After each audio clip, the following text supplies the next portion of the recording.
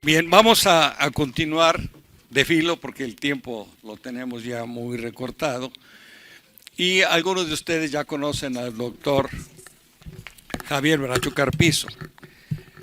Me voy a permitir presentarlo mientras se prepara para que vayamos conociendo su perfil y su semblanza. Si me permite, doctor, voy a dar lectura de su semblanza mientras se organiza. El doctor Javier Bracho Carpizo estudió la licenciatura en matemáticas en la Facultad de Ciencias de la UNAM y obtuvo el doctorado en el Instituto Tecnológico de Massachusetts. A partir de entonces es profesor de la Facultad de Ciencias e investigador del Instituto de Matemáticas de la UNAM, del cual fue director de 2006 a 2014. Es investigador emérito del Sistema Nacional de Investigadores y recientemente entró como miembro titular del prestigioso Seminario de Cultura Mexicana, fundado en el año de 1940. Ha publicado más de 50 artículos de investigación en diversas áreas de la matemática y además ha publicado 5 libros. Uno de divulgación y otro de texto en el Fondo de Cultura Económica, y es coautor de 3 libros sobre enseñanza de las matemáticas en el bachillerato. En cuanto a su continua labor docente, el doctor Bracho ha participado en la dirección de 25 tesis en todos los niveles. En la difusión de las matemáticas ha dictado más de 100 conferencias de divulgación y colaborando en varias exposiciones museográficas, entre las que destaca el diseño de la sala de matemáticas de Universum, de cuyo trabajo se derivó una patente. Se le agradece, doctor Bracho, por su presencia en este importante congreso para la presentación de su trascendental conferencia, La nueva enseñanza de la geometría. Bienvenido, doctor. Y está en su casa, la FES Cuautitlán. Muchas gracias.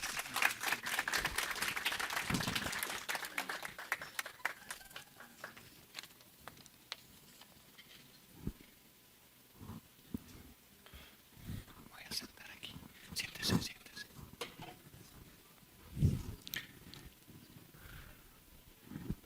Está apagado. Déjame prenderlo. Ahora sí. Decía yo que... ¿Dónde está Lupita? Venían a ver a Lupita, ¿verdad? Se fue todo el mundo. Y digo que tenían razón. Muchísimas gracias, José Juan. Puse mi computadora aquí porque les voy a enseñar algo del trabajo que hemos hecho. ¿Qué es eso de allá? Con José Luis Abreu. Y de dónde viene ese trabajo. Entonces, se llamaba La nueva enseñanza de la geometría, y a la hora de hacer las láminas y poner, le puse un subtítulo, que es Los encantos de la armonía, porque van a ver, todo va a ser armonía, o más bien el concepto de armonía. Bueno, entonces, como propuesta, lo único que voy a decir es proponer que algo de geometría proyectiva, y nadie sabe lo que es la geometría proyectiva, o muy poca gente sabe lo que es la geometría proyectiva, se debía incorporar a nuestros programas, ¿ok? A la enseñanza preuniversitaria y universitaria. Y a muy grandes rasgos, la geometría proyectiva es la geometría que surge de la perspectiva. Y entonces, de lo que quiero hablar es de por qué los matemáticos en la enseñanza hemos desaprovechado esa oportunidad cultural, ¿no? Porque la perspectiva y todo eso lo conoce todo el mundo, el Renacimiento, Leonardo, ¿no? Son cosas culturalmente muy fuertes, pero los matemáticos nos hemos hecho a un lado. No entiendo bien por qué y parte de la conferencia tiene que ver con eso. Entonces, a ver, ¿por qué la geometría proyectiva? Voy a dar dos tipos de respuesta. La primera es personal, porque me lo pidió José Juan. Oyó una conferencia mía donde yo hablaba de mi vida y me dijo, ve a hablar de eso. Y entonces eso es lo que voy a capturar. ¿Por qué yo me metí a esto, no? Y la siguiente lámina va a ser ¿por qué? En términos culturales, en términos abstractos. Entonces, ¿cómo apareció la geometría proyectiva en mi vida? Escribí un libro. ¿Fui yo? Bueno, no importa. Muy joven como investigador, que se llamaba ¿En qué espacio vivimos? Y en el que yo trataba yo era topólogo, bueno, soy topólogo. Es una especie de geometría moderna del siglo pasado, ¿no? Y entonces quería yo explicarle a la gente lo que eran la posibilidad de espacios tridimensionales en los que pudiera estar el universo. Lo que Einstein nos dijo es que el universo no es tan fácil así como lo habíamos pensado siempre, sino que se curvea y no sé qué.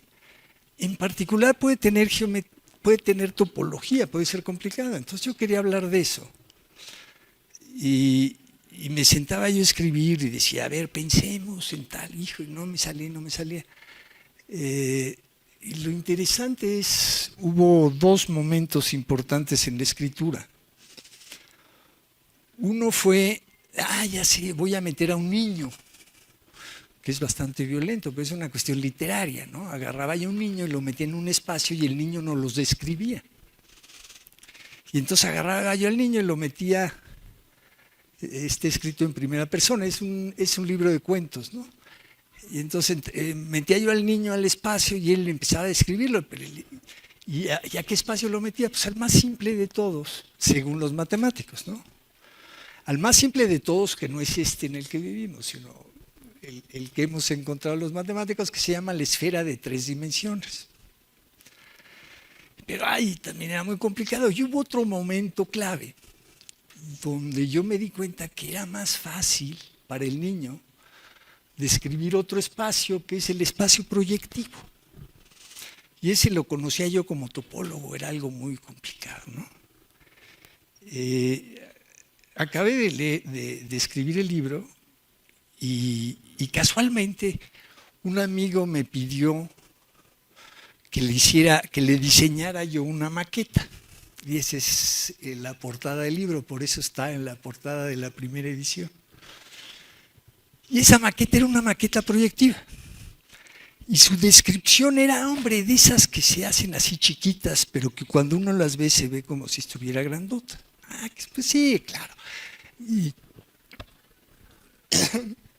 Perdón. Y con lo engreído que somos los matemáticos, claro, yo la puedo hacer, ¿no? Y no tenía la menor idea. Y es bastante complicado. Me tuve que pelear. Entonces, pasó el tiempo y me encontré con una maqueta proyectiva. Olvídense de esta. Llega uno a la Galería Espada en Roma y hay unas sillitas, se sienta allá y es un pasillo suficientemente grande para que vea un pasillo muy largo, grande, con una estatua al final, y la estatua es de tamaño, ¿cómo se llama este? Normal, ¿no? Ser humano, del tamaño estándar, exacto. Y la gracia es que llega el guardia llega caminando el guardia, se mete, va caminando y se pone junto a la estatua. Y no es Fox, aunque parezca, era el guardia. Y entonces es una maqueta donde en lugar de ser un pasillo muy grandote, se apachurra el pasillo, se hace chiquito y se hace así. Y más o menos todo el mundo tiene esa idea. Esas son las maquetas proyectivas. Y lo que yo quise hacer fue algo muy parecido, pero todavía más complicado y me salió bastante más chafa, pues ni modo. Pero ahí me di cuenta que no sabíamos nada de geometría proyectiva, que no sabíamos cómo hacer las maquetas, porque los arquitectos tampoco lo sabían. Sin embargo, esto está fechado en 1653. O sea que hubo arquitectos que sí sabían hacerlas hace cerca de 400 años. Y yo no sabía hacerla, y era un matemático y tuve que trabajar mucho. Y entonces lo que también me di cuenta es que como matemático nadie me había enseñado geometría proyectiva, nunca tomé un curso, hice mi doctorado y no sé qué, y no sabía nada. Sabía cosas como topólogo, pero no de geometría proyectiva. Y entonces decidí incorporarla a mi enseñanza. Entonces este es el libro de texto de geometría analítica. Trabajé muchos años para tratar de meter en el libro cómo había hecho yo las cuentas, ¿no? Y enseñarlo a nivel licenciatura. Ahora, eso que hice yo acá, ahorita es lo más común del mundo, porque todos los, ¿cómo se llama eso? Todos los videojuegos, toda la industria de la animación usan geometría proyectiva, porque es simplemente cómo vemos las cosas, ¿no? Viene de cómo ve. Entonces ahorita es uno de los temas así industrialmente muy importantes. Entonces yo lo meto en ese libro y luego viene un evento muy importante en mi vida, que es conocer a José Juan y a Lupita Vadillo. Se armó en la UNAM un grupo de gente, de matemáticos preocupados por la educación. Ahí fue donde nos conocimos, estaba la visión tan importante y tan bonita de gente como Lupita que piensa en las gentes, ¿no? En los estudiantes. Y ya vemos los locos que pensamos en matemáticas, ¿no? Pero en fin, ahí nos juntábamos todos y hicimos cosas muy bonitas, entre ellos un libro de estándares, qué es lo que debemos enseñar. Una cosa es cómo enseñamos y otra cosa es qué enseñamos. ¿Okay? Y entonces un grupo multidisciplinario nos pusimos a trabajar en eso y ¿qué creen? Pues que ahí apareció la geometría proyectiva. ¿Okay? Esa es la primera explicación. Ahora viene la cultural. Uno prima. Culturalmente es muy importante. Surge en el Renacimiento cuando los arquitectos se preguntan cómo hacer sus planos, cuando los pintores se preguntan cómo dibujar que no sea a lo egipcio, ¿no? Así plano. Y entonces empiezan a encontrar recetas donde usan los puntos de fuga y los horizontes. Pero eran recetas, ¿no? Ahí surge la geometría proyectiva, entonces culturalmente es muy importante porque nos cambió la manera en que vemos el mundo. Les voy a poner dos ejemplos clásicos y fíjense en los años. Aquí cito el texto más importante de esa época, 1434, que habla de la geometría proyectiva y le da miedo porque las matemáticas le dan miedo. Pero sin embargo habla de los puntos de fuga y de los horizontes. A finales de los 1400 llega Leonardo, usa esas técnicas. Este es uno de los cuadros más famosos en términos de perspectiva. Y lo que hay que ver es cómo está hecho el techo. Está muy bien hecho. Está hecho como vemos este techo. Como nosotros vemos este techo. Ustedes no porque están allá, pero los de allá atrás sí ven el... Entonces, ¿cómo hacen estos dibujos? Esas son las técnicas de la perspectiva. El otro cuadro famosísimo, 1511, es el de Rafael, que también es una perspectiva así impresionante. Y esta, lo que quiero señalar, ¿qué es eso de los horizontes? Todo el mundo habla del horizonte así. Pero se dan cuenta que hay horizontes así. Por ejemplo, si yo veo esta pared y veo esta pared, ¿sí?, y pienso teóricamente que esa pared es parte de un plano infinito, ¿dónde acaba ese plano infinito? Pues no es en este horizonte, es en un horizonte así. Es justo la línea media aquí. Es el horizonte de este plano y de este plano. ¿Sí? Y aprendieron a trabajar esos horizontes, a trabajar esos puntos de fuga. Entonces, pasa el tiempo y se van las imágenes. Y en 1650 pasa como de 1434 a acá, son casi 2 siglos. Un matemático se mete y dice, a ver, ¿qué fue lo que hicieron ellos, ¿no? ¿Qué son los puntos de fuga? Aquí me refiero, los incorpora a la teoría, me refiero a los puntos de fuga y a los horizontes. ¿Okay? Y ahí es cuando empieza la geometría proyectiva. Un matemático lo hace. Y hace una teoría preciosa, que es la geometría proyectiva. ¿Por qué se va? Ahí está. Pasan otros 2 siglos. Y en el siglo XIX, a principios, se retoma lo que hizo Desargues. ¿Y por qué los matemáticos no hicieron nada en esos 2 siglos? ¿A alguien se le ocurre?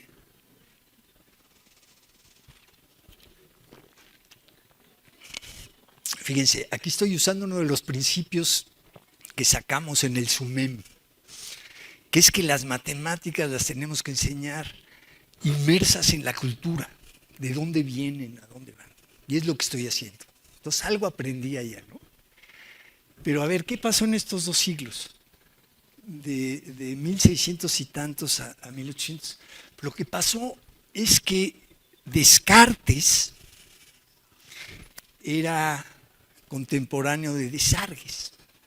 No solo contemporáneo, eran casi vecinos, los dos vivían en París. Y Descartes desarrolla la geometría analítica. ¿Y qué ha pasado con la enseñanza? Lo mismo que pasó con las matemáticas. Todo el mundo se fue con lo de Descartes y luego llegó Newton y el cálculo y todo. Y a Desargues todo el mundo lo olvidó. Hasta el siglo XVIII. Entonces, por eso es la geometría proyectiva. Y ahora sí ya voy a hacer matemáticas, ¿no? Voy a dar un concepto que es el concepto de armonía, que creo yo, y aquí es donde gente que sabe más de enseñanza que yo me dice, no, estás loco, ¿no? Eso no, pero creo que es un concepto más o menos simple. Pero es un concepto importantísimo en la geometría proyectiva. Y es, agarro 4 puntos en el plano. ¿Qué puedo hacer con 4 puntos en el plano? Pues trazar líneas, ¿no? Por cada 2 puntos pasa una línea. ¿Cuántas líneas tengo? A ver, ¿quién puede decirme rápido? ¿No? ¿Cuántas líneas puedo hacer? ¿Cuántas? 6. Exactamente. Ahí están las 6. Y las 6 vienen partidas en parejas. Ya vieron todos el patrón. Ahí está el patrón. Este es roja y este es roja porque entre las dos agarran a todos. Este es azul y este es azul porque entre las dos agarran a todos. Este es verde y este es verde porque entre las dos agarran a todos. Hay 3 maneras de agarrar a todos con 2 rectas, que es el conjunto de 2 y su complemento, así de fácil. ¿Okay? Conceptos muy elementales de combinatoria. Y entonces, ¿qué sucede? Que de esos 4 puntos obtengo yo 3 puntos nuevos. Y les puedo poner colores. 1, 2, 3, el verde, el azul y el rojo, que son donde se juntan esas líneas que no se cortaban en los puntos que yo di. Y con esos puntos, ¿qué puedo hacer? Es un triángulo. Entonces, a estos puntos se les llama el triángulo diagonal del cuadrado y a estos lados se les llama las diagonales de los 4 puntos. Y entonces aparecen en cada una de las líneas diagonales cuartetas. Ahí está. En cada una me aparecen 2 verdes, en me aparecen 2 rojos, en me aparecen 2 azules. Y en cada una de esas 3 líneas diagonales hay una cuarteta. Y a esa cuarteta la voy a llamar una cuarteta armónica. Es mi definición de armonía. ¿Okay? 4 puntos son armónicos y aparecen así. ¿Okay? Pero fíjense que una cuarteta armónica, realmente estoy hablando de 4, pero divididos en 2 parejas. Estos 2 contra los 2 verdes, estos 2 bicoloreados contra los 2 rojos y estos 2 bicoloreados contra los 2 azules. Es una cuarteta armónica. ¿Y ahora qué pasa en los puntos?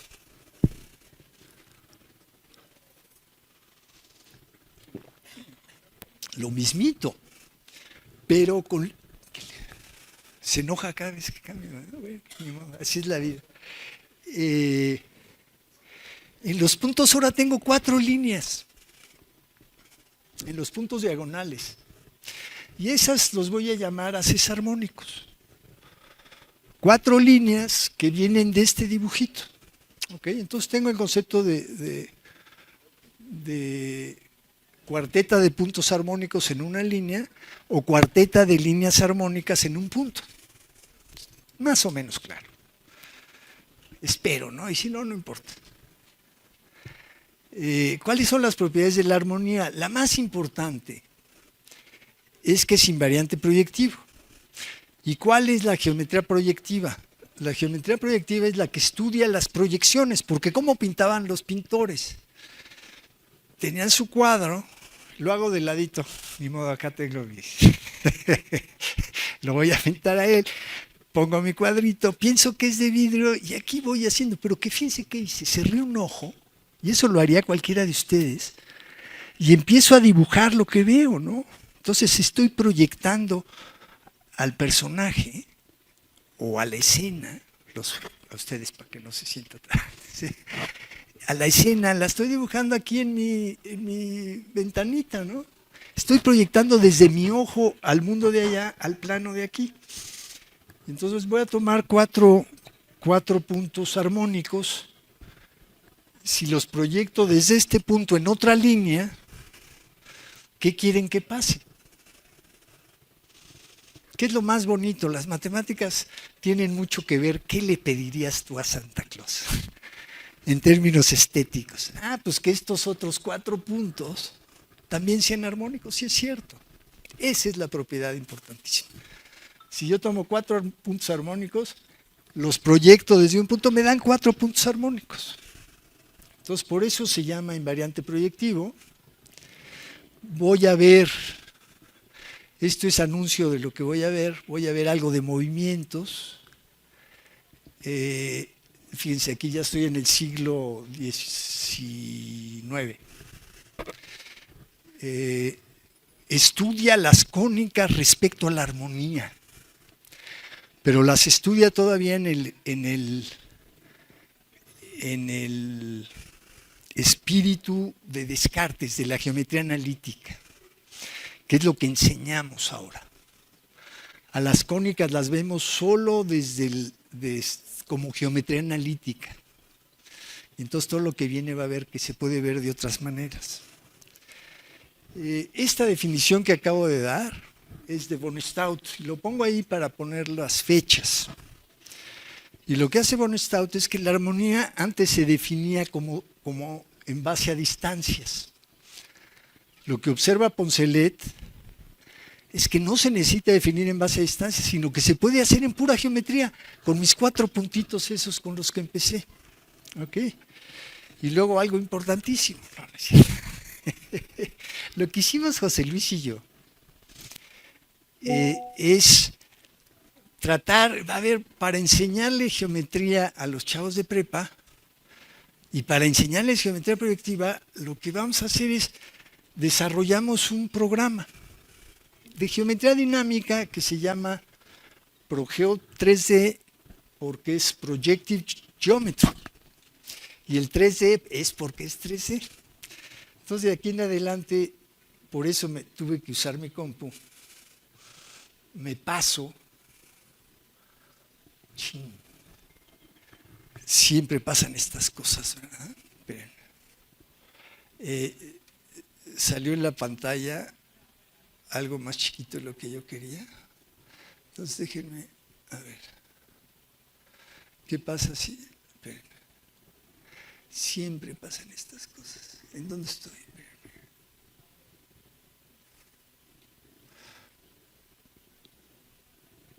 Si yo...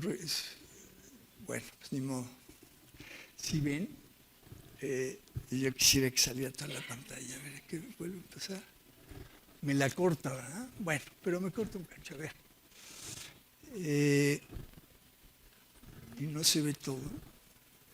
Bueno, así es la vida. A ver, lo primero que voy a hacer, este es el programa que desarrollé con José Luis.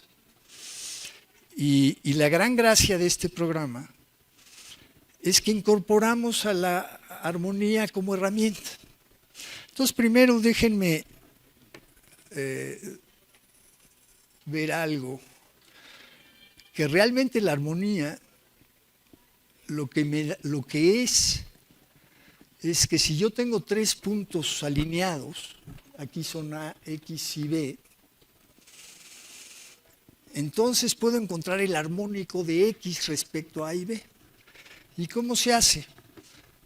Pues tomo 2 puntos afuera, alineados con X, eso me da 4 líneas, y eso me da ya los 4 puntos de los que hablaba yo hace rato.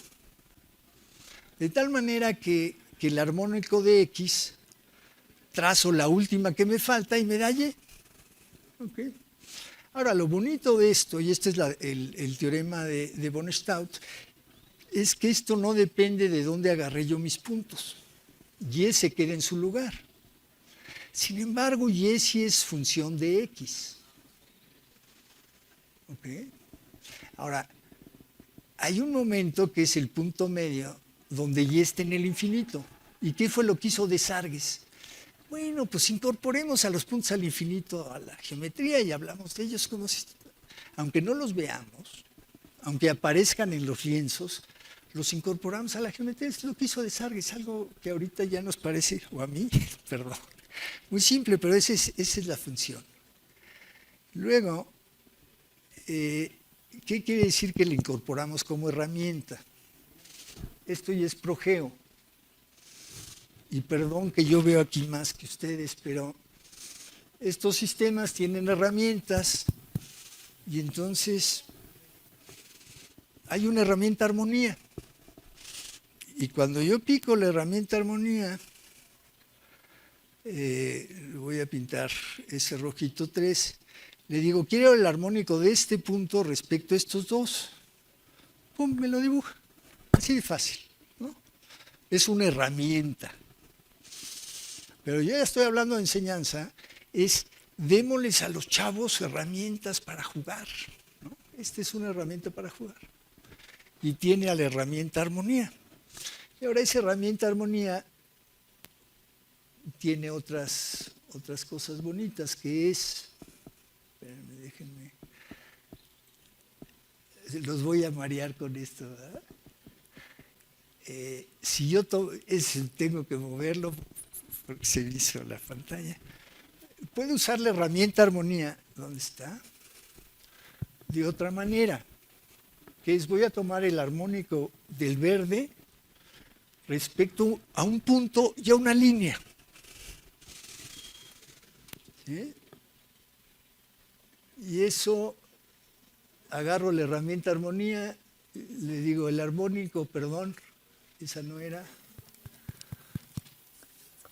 Agarro la herramienta armonía, el armónico del verde respecto a este punto y a esta línea. Pum, y me aparece otro. ¿Y este quién es? Ah, pues ese es... La definición es muy fácil. Tomo la línea de este a este, cruza a la línea acá, y entonces lo que tengo aquí es una cuarteta armónica. Me falta un punto ahí. Vamos a ponerlo negro y grandote. Esta intersección, a ver, estoy jugando con la herramienta, ¿no? Es una herramienta muy simple de usar. Estoy regresando a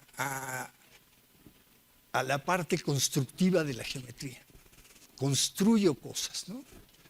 Entonces, meto la herramienta armonía y lo que tengo aquí es una cuarteta armónica.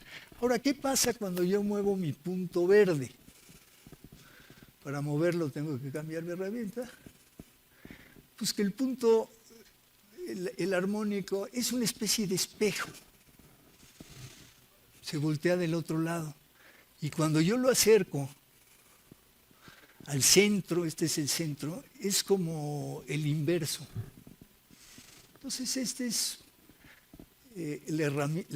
la armonía como función. Luego viene la construcción estrella de la plática. Usando esa herramienta, voy a construir una curva muy simple. La construcción es muy simple. ¿Okay? Tengo 4 puntos, otra vez como hace rato. Les puse nombres para hablar de ellos y ya los partí, 2 rojos y 2 azules.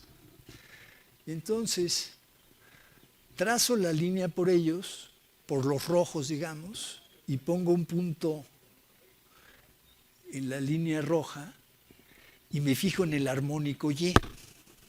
Entonces va de nuez. Agarro estos 2 puntos, trazo la línea, pongo un punto variable y pinto su armónico. Ahí usé mi herramienta armonía. Y luego, usando la herramienta línea y la herramienta intersección, uso los otros 2 puntos, ¿sí? Una línea 1, una línea al otro, y la intersección ese le llamo Z. Entonces, ¿qué hace Z cuando yo muevo X? Esa es la curva armónica. ¿Sí vieron? Es facilito. Eso, yo creo que un niño de secundaria lo puede hacer. ¿Qué va a hacer? Una cónica, exactamente. ¿Y esta cómo se obtiene la cónica? Con esta herramienta que es curva familia, y yo le digo, a ver, la curva que hace Z cuando muevo X. Y eso lo puedo animar acá. Agarro X, lo mando a dar la vuelta y ahí va Z, ¿no? Y me digo, es una cónica. Ay, esta es una nueva definición de cónicas. La construyo con mi herramienta armonía, líneas, intersecciones, ahí está. Ese es, ya vámonos.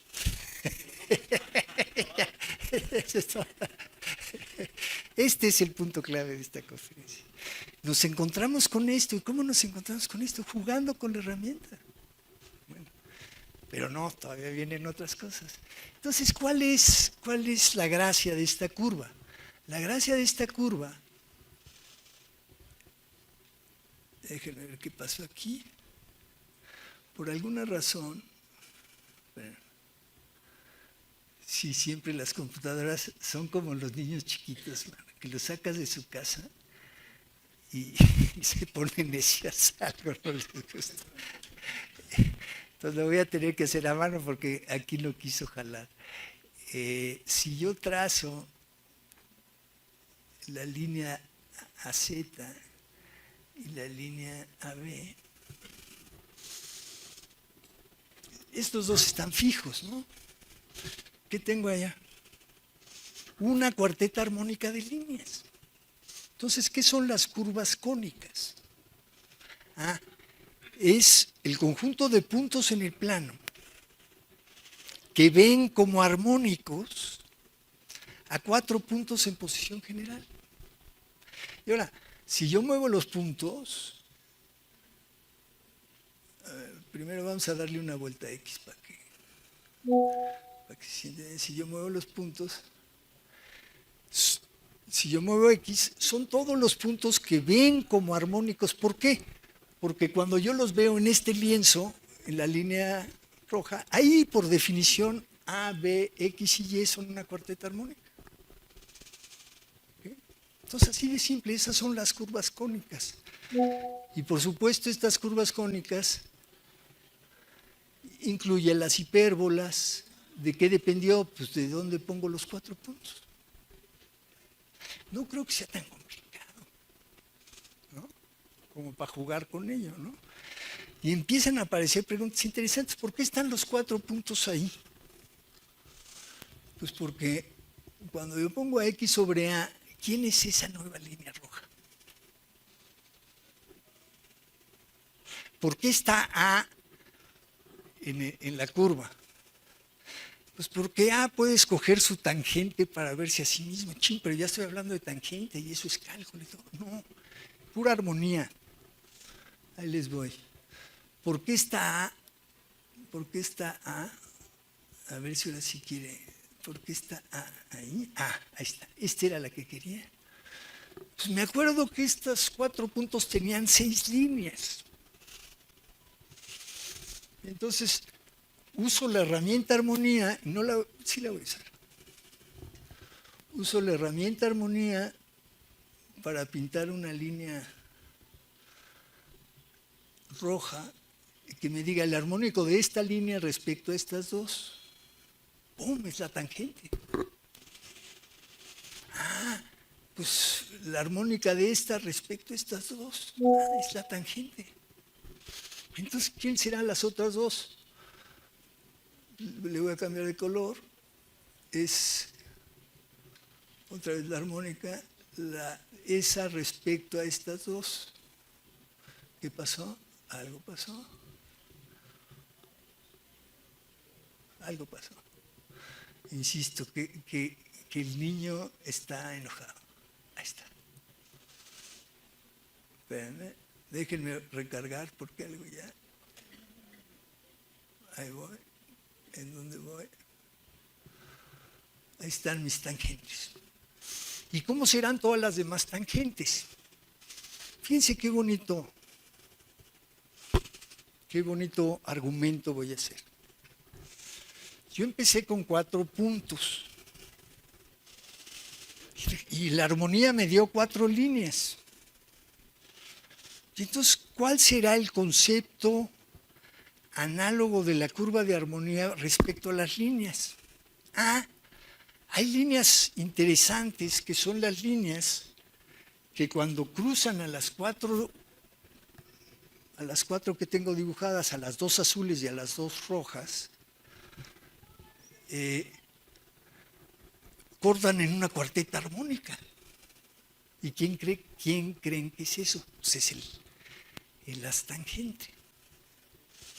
Ahí les voy. Ahí está. ¿Y cómo lo construyo? Déjenme ver.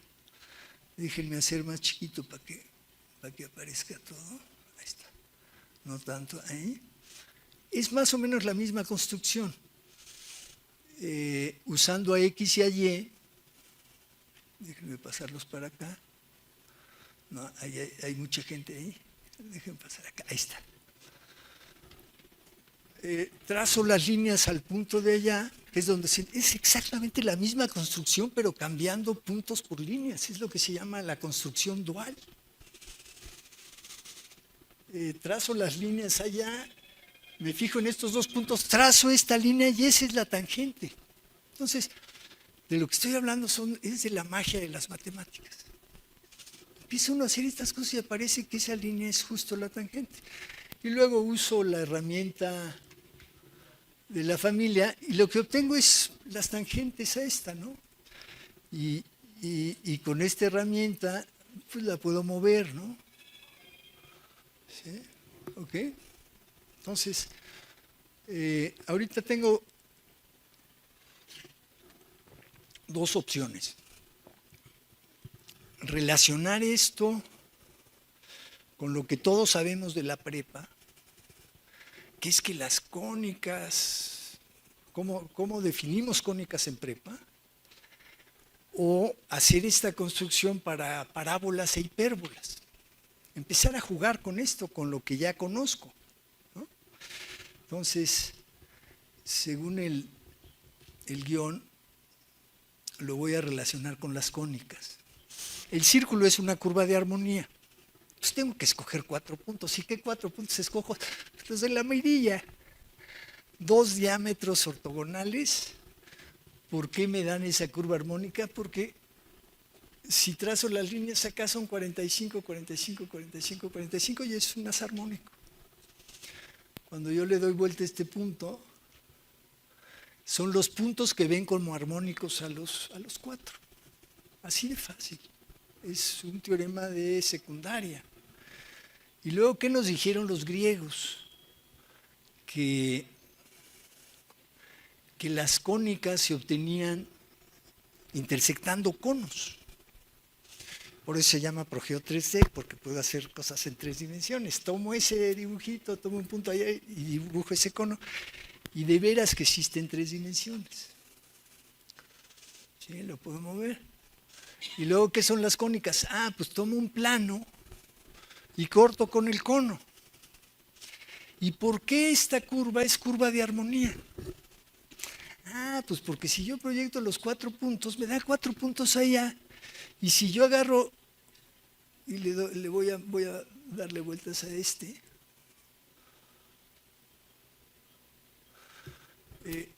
el haz armónico de abajo se va a proyectar en un haz armónico de arriba, fue lo que les dije hace rato. Entonces esas son finalmente, ¿qué son las cónicas? Es lo que vemos cuando vemos un círculo. ¿Okay? Por supuesto, aquí el cono no tiene que ser, puede estar movido, ¿no? Ok. Bueno. Entonces esa fue la primera. ¿Cómo ando de tiempo?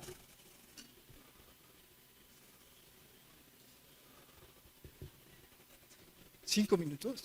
Bueno. Entonces, siempre se me va el tiempo. Aquí tenía 2 opciones. Cómo se usó ciertas cosas que acabo de ver en el siglo XVIII. Vamos a verlo. ¿Qué fue lo que hizo Poincellet? Ese era el que hablé en el siglo XVIII. Dijo, mira, las cónicas, pensadas todavía como de Sargues, no como las estoy pensando ahorita, en la lámina anterior vi que las líneas tangentes las puedo definir igual usando mis herramientas. No necesito cálculo, no necesito álgebra, no necesito nada. ¿Okay? Y lo que observa Poincellet es que las tangentes son parte de algo más general, que es que a cada punto, si yo tengo una curva armónica, cada punto tiene una línea asociada, que es la que se llama la polar. Los puntos de adentro, la línea está afuera, los puntos de afuera, la línea está adentro. ¿Okay? Y ¿cuál es la gracia? Que si yo tomo la reflexión armónica con este espejo y este centro, la curva armónica se queda a su lugar. Exactamente por eso es lo que demostró Poincellet en el siglo XVIII. ¿Qué quiere decir eso? Que esa cuarteta que está dibujada ahí siempre es armónica. ¿Pero eso qué me está diciendo? La reflexión armónica lo que me dice es que este cachetito es igual a este cachetote. O hay una manera de hacerlo igual, que es con la reflexión armónica. Y luego si meto el punto y le doy vuelta a esto, como que hay una rotación aquí. La elipse sabe cómo rotar. ¿Okay? Y entonces, ¿cuáles fueron mis cuartetas esas con las que empecé? Tomo una línea, son mis 2 puntos rojos. Tomo cualquier punto y ¿quién es su polar? Ah, pues son sus dos tangentes. ¿Sí ven que estoy regresando al dibujo de hace rato? ¿Cuál es la polar de este? Ah, tomo las dos tangentes y es el punto que está ahí arriba. Ahí está. Okay. Y entonces reflejo armónicamente, ¡pum! Y esta es una de las cuartetas que estuve usando. Las elipses traen una noción de armonía, como las líneas. ¿Okay? Y lo que usa otro gran matemático del siglo XVIII, que se llama Klein, usa ese hecho para acabar de convencernos de que hay otra geometría además de la euclidiana, que es la hiperbólica. Entonces les voy a presentar el modelo de Klein. Dice, pues agarrémonos los puntos de adentro de una elipse. Y las líneas pues, son los segmentos ahí adentro. ¿Okay? ¿Por qué es no euclidiana? Porque si yo tomo un punto afuera, ¿cuántas paralelas puedo trazar? Pues un chorro. ¿Por qué? Porque vean todas las paralelas. ¿Qué quiere decir paralela que no la toque? Son un chorro. Hay unas que sí y otras que no. ¿Cómo están divididas? Pues están divididas justo las que están en estas, las que están aquí. Entonces es la geometría. Y ahora puedo poner distancia. Sí puedo poner distancia. Pero lo que voy a ver es un poco más complicado. Es que sí puedo poner movimientos. ¿Sí? Entonces ese es el plano hiperbólico y pienso en un triángulo. ¿Okay? Y en base a ese triángulo les voy a construir. Tengo sus 3 puntos polares allá afuera, ¿no? Y esos son importantes. Yo puedo reflejar acá. Entonces este triángulo se me puede pasar para acá. ¿Cómo reflejo? Es la reflexión armónica con su polo y este, pum. Este cacho había yo dicho que era igual a este, entonces puedo reflejar, pum, pum, pum. Lo puedo hacer. Y no solo eso, sino que tengo un centro muy bien definido, que es el trazando de aquí para allá. Esta es una cuarteta armónica. ¿Sí? Puedo trazar y pasan por un punto. ¿Y ese punto quién es? Es el punto que ve a los 3 puntos del infinito, ahorita es el infinito, en el mismo ángulo. Y entonces puedo trazar. ¿Qué pasó aquí? Reflejo, trazo estos segmentos. Lo puedo volver a hacer. Ahí está. Y ahí les van los movimientos hiperbólicos. ¿Qué es esto? En el plano hiperbólico estoy trasladando en esta recta. Esta es perpendicular a esta. En el plano hiperbólico. Nosotros no la vemos aquí. Y lo que hizo Klein, mira, esta es la geometría hiperbólica. Y ahora si muevo esta, ¿qué va a pasar? No voy a mover esta. Pues estoy trasladando en el lado opuesto. Estas son las traslaciones hiperbólicas. Y finalmente, si tengo traslaciones, si tengo rotaciones, es como el plano euclidiano. Entonces ahí les van las rotaciones. Fíjense, puedo agarrar y estas son las rotaciones hiperbólicas. ¿Y de qué depende? En cualquier centro puedo yo encontrar las rotaciones. Y fíjense aquí lo que quiero que vean es que efectivamente ese ángulo es 2pi entre 3, que no sé cuánto da, 120. ¿Sí? En fin, me regreso acá, porque ya acabé. Nada más, lo que hice fue definir curva armónica, el lugar geométrico de los puntos que ven a 4 puntos en posición general, y partidos en parejas, como si fueran armónicos, o sea que son el centro de haces armónicos, eso es la curva. Luego lo que vi es que son las curvas cónicas de toda la vida, y esto es lo que le deberíamos enseñar a los niños. ¿Qué es una elipse, papá? Ah, mira, eso. Sí. ¿Ves esa llanta de ese coche? Mira, así. Ah, eso es una elipse, mijo. Estamos llenos de elipses por todos lados, ¿no? Pero ¿qué hacemos? Enseñamos que los focos y las distancias y las ecuaciones y no sé qué, ¿no? Entonces, a esto es a lo que llegamos. Y lo último que vi es lo de la geometría proyectiva. Y esto más bien es un anuncio. Este es el programa. ¿En dónde está? Está a su disposición. Junto con el programa hicimos un libro que usa el programa, es un libro interactivo y que trata de hacer esto más como libro, ¿no? Es de José Luis Ayala, y aquí está, todavía es versión preliminar, es un libro interactivo. Y luego las figuras de esta conferencia aquí están, y las láminas aquí están. Y muchas gracias.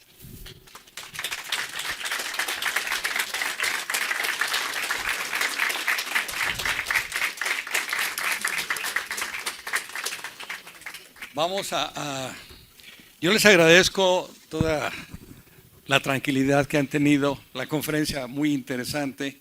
Debo decirle que un sinónimo de este trabajo es la armonía con la que estamos todos hacia el doctor Javier Baracho Carpizo. Tenemos 2 actividades culturales y ya me regañaron porque querían entrar desde hace una hora, pero ya les expliqué. Les dije que el doctor Baracho no tiene tiempo de venir muy frecuentemente a la FES Cuautitlán, pero le podemos hacer otra invitación para ver los avances de su proyecto, para ver los trabajos que se están generando allá en el Instituto de Matemáticas, doctor. Y esta es finalmente la casa de todos los matemáticos y de los ingenieros. Les voy a explicar qué es el SUMEM, que se refirió el doctor. El SUMEM fue un seminario universitario para la mejora de la educación matemática que organizó el doctor José Naro Robles hace 15 años aproximadamente. Juntó a todas las escuelas y facultades que tenían que ver con matemáticas. Y de ahí cada director nombró un representante y ese representante atrajo en cadena a muchos compañeros y luego en pulverización jalamos gente a través de cursos, coloquios, conferencias, elaboración de material didáctico. Y tristemente, lo voy a decir muy fuertemente, el doctor Enrique Graue Vickers, sin ninguna explicación, le canceló ese seminario, lo cual nos ha pegado enormemente y queremos ver la posibilidad de rearrancarlo para que podamos contar con las carreras de diseño y comunicación visual, con las carreras que están en la FES Cuautitlán, sobre todo de ingeniería, y también hay aspectos que se pueden manejar y que manejan los veterinarios que pudiéramos atraer, porque hay aplicaciones en veterinaria que tenemos también nosotros. Bien, pues yo quisiera que se pudiera hacer tan solo una pregunta para dar la organización del siguiente evento. Si alguien tiene la palabra, por favor. Kiki.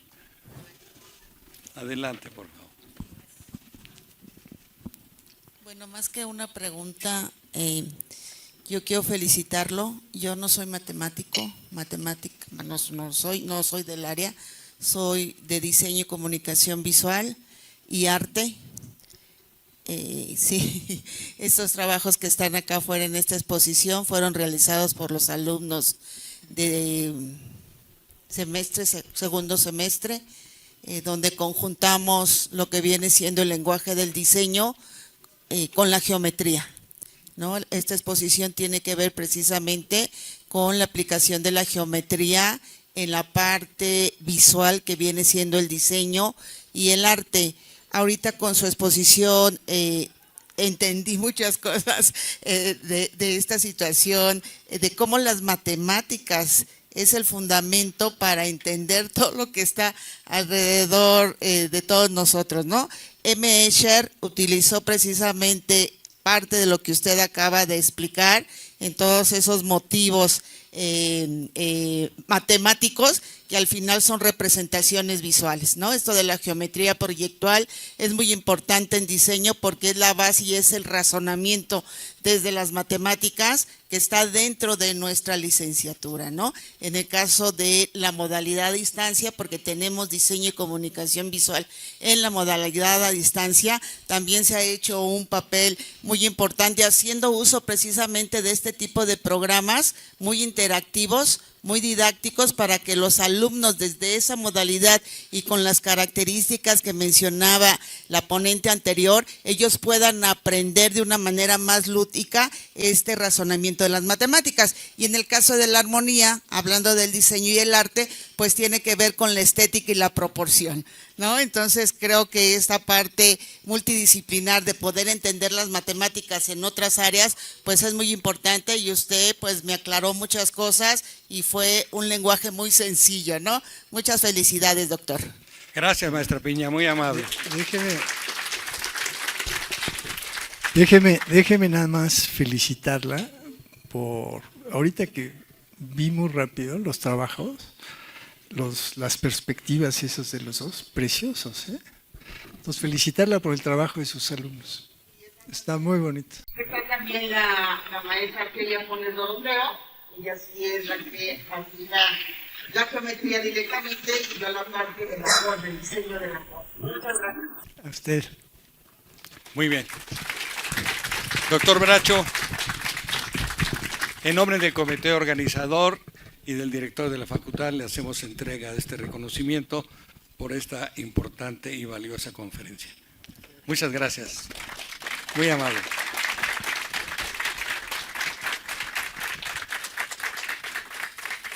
Bien, pues le agradecemos al doctor Bracho su importante participación. Quedamos pendientes y les pido, por favor, 3 minutos nada más para iniciar con 2 eventos culturales que tenemos pendientes para este día. Muchas gracias, muy amables. Continuamos en un momento.